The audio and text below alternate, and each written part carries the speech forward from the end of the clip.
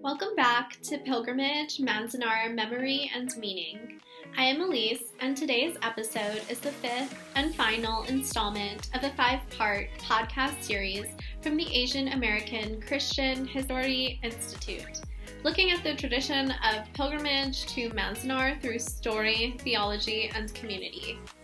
This is episode 5, titled Becoming Community. We are recording this conversation on June 27th, 2025, with guests who are pastors, students, and public voices, all invested in the practice and purpose of pilgrimage. Joining me today are Reverend Michelle Turek, National Coordinator for Asian Ministries with the American Baptist Home Mission Societies, Dr. Jamar Tisby, a New York Times best-selling author, national speaker, and public historian on a mission to deliver truths from the Black experience with depth and clarity, and Charlie Sponsel, a Master of Divinity student at Fuller Theological Seminary and a Presbyterian youth director. Hi, Elise. Thank you so much for inviting me to be a part of this conversation. I first was drawn to this Manzanar pilgrimage mostly because of my own learning, honestly. I'm a Chinese American, and there are bits and pieces of proximate history that I'm familiar with, but of course learning from our Japanese American siblings of what their experience was really eye-opening and really a great experience for me. As also in my capacity as the National Coordinator for Asian Ministries, I work really closely with a lot of our AAPI American Baptist congregations, including Evergreen Baptist Church of Los Angeles, which was one of the sponsors of the pilgrimage. So I was really thankful to just bear witness to the reflective, intentional space that they crafted with Fuller on for this pilgrimage. I really appreciate that word witness that you use, Reverend Michelle, because I think that's why I wanted to go on this trip. And as a historian, I'm always interested in learning about the past. To my regret, this is not an area of history I know too much about. And so one of the best ways to get an introduction would be to go in person, see the sights, hear the sounds. But also, I'm interested in interracial, interethnic solidarity. One of the things that is under attack, even as we record this, is birthright citizenship. And it's a legal case, but fundamentally, it's about belonging. Who belongs here? Who counts as American? Who counts as a U.S. citizen? Who gets a share in what this nation aspires to be? And I don't think any individual people group can make it on their own. We're going to have to link arms and come together against these far-right forces that want to drag us back in time, or even to a place further back than we've ever been before. So it was really important to me, both as a historian, but also as a Black person, to learn about the experience of other people who have experienced discrimination based on their identity, based on who they are. Yeah, my name is Charlie, and to state the obvious, I'm white. And so that was part of the experience for me of going to Manzanar, was an incredible sense of shame and guilt for what we've done. And I consider myself a liberal, progressive person now, but I wasn't always. And I grew up in a very conservative home. And I think myself in high school, I was like a little Stephen Miller, like a very white-centric, very North American, waspy, like sense of entitlement and a willingness to marginalize or oppress people who weren't part of that in group, or if they assented to the norms of that group, then they were worthy of being treated with respect, but everyone else was a second-class citizen. And of course, those values sound so terrible when you say them out loud. So you just find ways of coded language and talking around or not talking about things. And that was just everywhere as I was reading and learning about the history of Manzanar. Yeah. So, I mean, we can talk more about that, but it was a really powerful experience. And then, yeah, so I brought my own perspective, but then obviously it was just such a great experience and opportunity to learn about a completely different culture and how they've navigated living in the United States and maintaining dignity despite being, yeah, oppressed and thrown under the rug. Thank you all so much for sharing. And one of the themes that I'm getting is just this act of remembrance becoming communal, and how we all kind of have different backgrounds, but are able to really come together to learn about each other's histories and to see what we can take away from that. In that, sense, what did you experience in terms of community building during the pilgrimage? The food. Oh, the food was great. The food was really good. One of the things that I love about a pilgrimage is it's not just like the place you're going, it's getting there. And so it's who you sit next to on the bus. It's gathering at, what was it, like 6 in the morning to take the bus from Pasadena up there. And that to me is what truly makes it a communal experience, right? We're not just all going like sitting in straight rows watching a screen or something. We're it's incarnational. We're walking with one another. It's 3D and experiential, and it's not solo. So as soon as you see something, right, you go into the barracks and you see these cots and you see toys and how people are trying to build a life for themselves under these horrible conditions. And you can turn to the person next to you and say, "Oh my goodness. Like, how are you processing this?" And that's one of the things that I think is so vital, not just to learn history from a book. And trust me, like that's good. Like I've written books on history. Please do learn history from books, but add to it these experiences of witness, these experiences of pilgrimage, these experiences that are communal in nature, so that it adds more robustness, new dimensions. And I really think it's sort of an expression of the body of Christ, that we can take these journeys together and learn from one another from our different viewpoints. Yeah, I love that, Jamar. And I feel like even just thinking of the eating together, right? We had the opportunity to actually eat in the meal hall, which I feel like was not only this communal shared experience with those who were there, but it's almost like this sacred space of connecting with the spirit of the people who were there, actually experiencing it. There was also a worship service that was hosted at the very end of our pilgrimage experience before we left, on the grounds of where the Presbyterian Church was. And I remember Pastor Jason Ashimoto just saying, these are where our ancestors are. And this is, for some of us, it's biological, it's actually our blood ancestors. And for others of us, it's our spiritual ancestors. These are people who they worshiped on this ground in the midst of the desolation that is Manzanar. So I felt even just the communing with the saints, right? There was something really, really rich about that I really that really spoke to me. Yeah, I agree with everything that Michelle and Jamar said.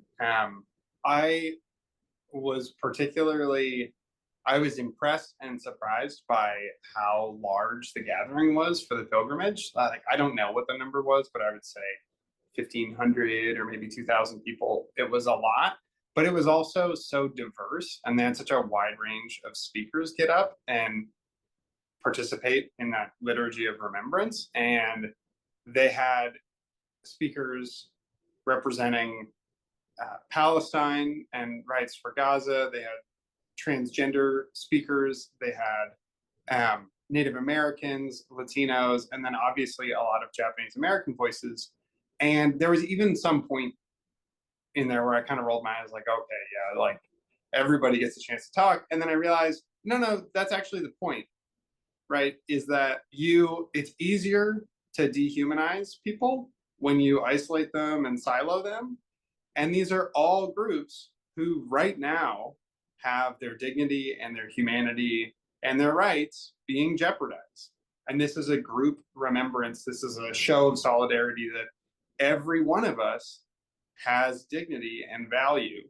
And so there was a really strong sense of community among all of those people standing up together and saying, we have a voice, we count, we get to be here. So that was super powerful. I love that you mentioned the speakers because I was blown away by the different perspectives. We had one lady who I think she was born there, like she was very young, um, and could speak from that perspective. You had someone from the Palestinian community speaking on. He had this chilling line. He said, you know, the looks on the faces of displaced people are the same the world over, and it was just one of those things that like hits you right in the gut. And you had a student speaker who it was just like, yeah, the kids are all right, kind of a thing with her fire and her passion, the level of awareness that she brought, her boldness. I really appreciated seeing the broad diversity of those speakers. And like you said, like I was part of this group that came out of the Asian American Center at Fuller, but it was on a day set aside annually for the pilgrimage. And like you said, hundreds, if not thousands of people gathering. And I didn't even know that that was it, like that we were walking into that. But honestly, I was so pleased and gratified to know that that many people not only want to remember it, but took the time out to go and physically attend and pay tribute and witness and experience it together. I think that's what we need more often in so many areas. That's so good. And I love just hearing all of you recount. And I think for the people who are going to listen to this podcast or watch, I think that being able to hear your real feedback about your experience going on this pilgrimage will really encourage other people to engage either with this Manzanar pilgrimage or with other pilgrimages that they may feel called to in the future. So thank you all for sharing your experiences. This episode is titled Becoming Community because it is not only about what community is, but how we form it, especially across traditions, generations, and cultures. How does this pilgrimage challenge or shape your understanding of community? And I know we kind of talked a little bit about this, but maybe we can you can speak to this from kind of your roles and what you will be taking from this going forward. I think so much of what comes from being a healthy community is when you make space for one another, right? So many times, even within the broader Asian American diaspora, right? Like a lot of us don't know each other's stories or even pieces of our own story, right? So being able to intentionally go out and seek those learning opportunities to hear other people's stories, I think that only serves to make our communities stronger. This is something I'm really passionate about. I'm a bridge builder. I really enjoy being able to knock down those walls that come between us. And a lot of times it's by our own making, right? So yeah, I feel like in connecting with others, for me as a Chinese American, just hearing uh, even deeper and experiencing deeper the place of Manzanar. Yeah, I was really just struck by the desolation of the area and yet these fragments of how people created community in the midst of all of that by creating a baseball field, you know, for them to have some level of normalcy in their lives, or just how people came together using their gifts and skills to make beautiful gardens um, next to all the different barracks and blocks. It was just really something very resilient about it. Um, so yeah, I think by and large, being able to learn more from one another, that's how we build those bridges and take down those barriers between us. It's really healthy sometimes to be in the minority in a certain space. So, of those thousands of people there, I could count on one hand the number of people who were Black that I saw. Um, and that was great. actually, because you get the experience of being a witness and an observer and hopefully a humble listener. It challenges you to take that posture, and that's what I think is helpful for community is when you know you're not in the majority, when you know that there's some sense that you're an outsider or at least new to this thing. If you have the right spirit about you, you can approach it with curiosity. You can approach it with a willingness to say, hey, what can I glean and learn from this story that may not be mine and may not be familiar, but nonetheless, we're still connected. And so, if we want to see communities that are more diverse in all kinds of ways, and I don't want to pass over the diversity of the people of Asian descent who were there, because there were people who were of Japanese descent, Korean, Chinese, mixed race, all of this stuff. So there was incredible diversity even within people of Asian descent who came there. But if we're really going to build communities of people who come from different backgrounds and don't all look like us, we're going to have to put ourselves in situations where we're not always the center, where our norms and standards aren't the ones assumed. And that's really hard for a lot of people to do. But I think for like folks who are on this episode and we can come back and carry the stories and say, no, it's great to do this. And you should take every opportunity that you can when it comes along. Yeah, that's so good. And I felt that, right? Totally just being a fly on the wall. I'm like, okay, this is not my show, right? Like I'm privileged and honored and humbled to be here, but yeah, this is definitely not my show. And to watch and observe and listen and learn. So I'm a youth pastor at a church in Los Angeles, and I'm taking a Reformed worship class right now where we're studying liturgy and like how to lead a worship service. And so I'm thinking in terms of like liturgical terms. And one of the things that I think is so powerful about Manzanar as a location and the Manzanar pilgrimage as an event annually is this liturgy of remembrance. And not just a remembrance, like it's great. Like today is my 5th anniversary of my wedding, right? So that's super exciting. And that is a happy thing to remember. But the Manzanar pilgrimage is not a happy memory. There are beautiful acts of humanity in there that you can observe. And right, like the dining hall was this wonderful place where it felt deeply human and positive, and there are funny stories and anecdotes all over the walls. But ultimately, it's a really painful scar that people are choosing to actively remember, and it takes all day. I mean, it really is. It's so far away from Los Angeles, and there were so many people there, and yeah, it's such a healthy thing to do as a community, and at the same time, it's so ugly when people and communities hide all of their scars. It's like a salesperson who's only ever telling you the good news, right? And you're like, what's the story behind the story you're telling me? And even now, I sent you all that news article in the lead up to this about how the Trump administration has placed signs at all national parks, including Manzanar, saying that any sort of narrative or storytelling, like to please report to the Department of the Interior anything that presents the United States of America in an unflattering light is un-American, and something about like emphasizing the majestic natural beauty of this area, which by the way, like Manzanar is wild because the mountains right there are gorgeous, the Eastern Sierra. But like people are actively working to hide those scars and brush them under the rug and pretend like it didn't happen. And just thinking about the Japanese American community, I think they absolutely had the opportunity to try and pretend like it never happened and just go, that was a weird, ugly, horrible thing, but let's just get on with our lives.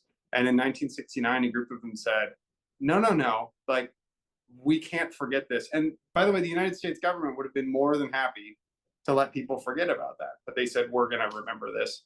every single year. And through their efforts, which we heard so much about from the speakers, it became an annual pilgrimage and eventually became a historical site and then eventually became a national park.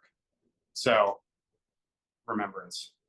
Yes, and to speak to that, I know that over the winter I was in Hawaii and they were planning to build a Honouliuli national monument similar to the Manzanar one. And so I do wonder how, historic sites like that will potentially be affected. I want to also just give you all, space to reflect on how we can support one another going forward, and any closing thoughts that you may have. Well, I went on the pilgrimage also as a producer and documentarian. So, had a little camera with me, a video recorder, and was able to get some short interviews there, some footage of the museum, the landscape that we're describing, and produced this mini documentary. It's just 12 minutes, called Echoes of Injustice: From Manzanar to Modern Mass Deportation. And I wanted to do a couple of things with that. Number one, witness and share this experience, right? Like, most people who I've shared this with have never heard of Manzanar. I had never heard of Manzanar before this pilgrimage opportunity came up. And we had heard about the incarceration, but the actual camp or the history there and the people involved, we didn't know. And so what this mini documentary does is to broadcast that in an accessible way to people who didn't or can't make the physical pilgrimage there. But I also wanted to show that history is in the headlines. So what we're seeing right now with these brutal tactics by ICE, Immigrations and Customs Enforcement, that was initiated by an executive order from the president that invoked the Alien Insurrection Act. And the last time that particular act was invoked by a president was 1942, at the start of Japanese incarceration. So there's an arc there. There's a link historically from the past to what we're seeing in the present in the headlines. And I just wanted to reveal some of that and say that, number one, we have to know this history. We have to know how this act has been used and weaponized against particular people groups. And two, we have to know that it's not just in the past, that it's actually present with us right now. And the more we know, the more effectively we can resist. Yeah, I think Dr. Tisby hit the nail on the head when he said the kids are all right. I left there just incredibly encouraged, because I think there are some very bad actors in our country right now. And I was just so encouraged to see how many different people came out to remember history well, and it refused to let that be forgotten or repeated. And so I just left feeling like our history and our future is in good hands. Thank you. Thank you, Reverend Turek, Dr. Tisby, and Charlie, for your presence and for your insight today. Through this conversation, we have traced how pilgrimage is not just a journey of remembrance, but also a formation of community, grounded in witness, truth, and care. We are deeply grateful to the Asian American Christian History Institute at Fuller Theological Seminary for supporting this podcast series, and to all who live into the call to remember and to become. Thank you.